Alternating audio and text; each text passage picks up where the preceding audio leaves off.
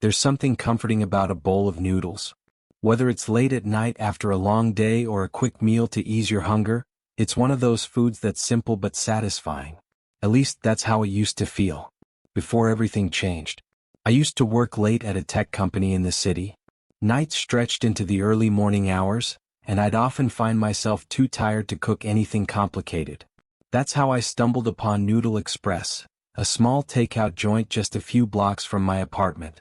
It wasn't flashy, one of those hole-in-the-wall places with a dim sign that flickered when it rained. But their noodles? Unbelievably good. Spicy, rich, and addictive. I couldn't get enough. It became a routine, late shift, exhausted walk home and a stop by Noodle Express. The owner, an older man with a thin, crooked smile, always greeted me the same way. "Ah, welcome back. Your usual?"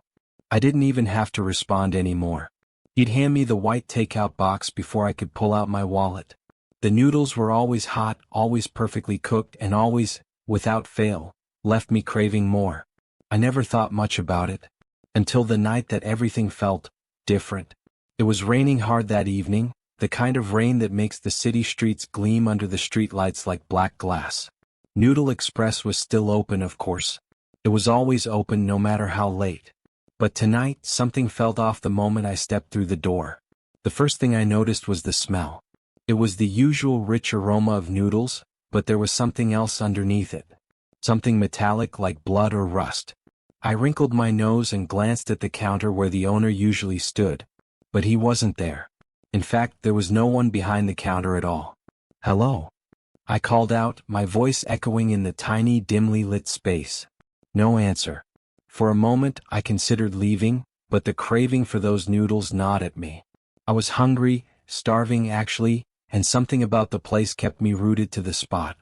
The back kitchen door swung open, and the old man appeared, carrying a large metal pot. His smile was even more crooked than usual, his eyes a little too wide. "Ah, there you are. Late tonight, hmm? No worries, no worries. I have something special for you." I hesitated, but before I could say anything he was already packing the noodles into the white takeout box. There was something about the way he moved, quick, almost frantic, that set me on edge. "This batch is extra fresh. Made it just for you," he said, sliding the box across the counter with that same unsettling smile. I wanted to ask what he meant by extra fresh, but the hunger was too strong. I handed him the money and left without saying another word. The rain pelted down as I made my way home, and the smell of the noodles wafting from the box was overwhelming. It drowned out the rain, the noise of the city, everything. All I could think about was getting home and devouring that meal. When I finally sat down at my kitchen table and opened the box, the smell hit me like a freight train. It wasn't just savory, it was intoxicating. I grabbed my chopsticks and dug in without a second thought. The first bite was different. The noodles were just as perfectly cooked as ever, but there was an odd texture to them. They weren't chewy in the usual way. They were soft, too soft. But I didn't stop. My hunger was insatiable. I kept eating, slurping down bite after bite, barely pausing to breathe. That's when I noticed something strange. In the tangle of noodles there was something that didn't belong. Something pale. I pulled it out and my stomach turned. It was a small bone. Too small to be from any animal typically used in food. I gagged, but before I could react, I spotted something else tangled in the noodles.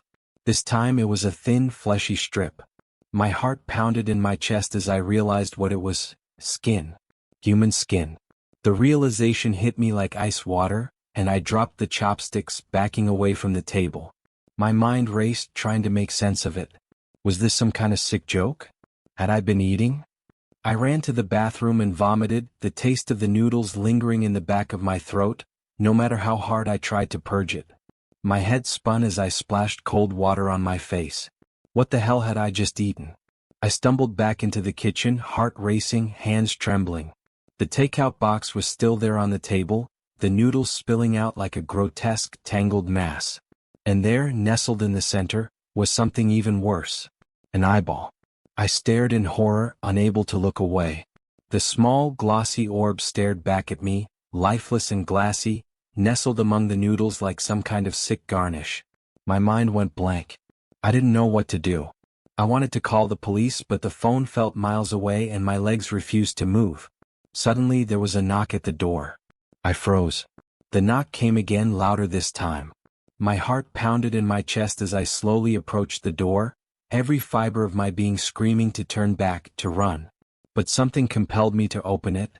My hand trembled as I gripped the doorknob and slowly pulled it open. It was the old man from Noodle Express. He stood there, drenched from the rain, his crooked smile wider than ever. But his eyes were wrong. They were blank, lifeless, just like the eyeball in the noodles. And in his hands he held another white takeout box. "You didn't finish?" he said, his voice low and cold. I couldn't move. My body was frozen in place, rooted to the spot as the old man slowly stepped inside, placing the new box on the table beside the half-eaten noodles. "This one's fresher," he whispered, his smile stretching unnaturally wide, almost splitting his face in two. "You'll like it better." I wanted to scream, to run, but my body wouldn't obey. The old man turned and walked out, leaving the door open behind him. For a long moment I stood there in silence, staring at the two takeout boxes, my mind reeling. Finally I forced myself to move. I had to get out of there. I grabbed my phone, my keys, and rushed to the door. But as I stepped into the hallway, I froze. The walls were covered in photographs, hundreds of them. All of me. Pictures of me walking home, sitting at my desk, eating noodles. Each one was dated, and each one showed me with a white takeout box from Noodle Express. The latest one was from tonight. I ran. I didn't look back. I didn't care where I was going as long as it was far away from that place, from that man, from those noodles. But as I ran I could still taste them. No matter how hard I tried to forget, the taste lingered. And sometimes, late at night, I still hear the old man's voice, whispering in the back of my mind. "You didn't finish?"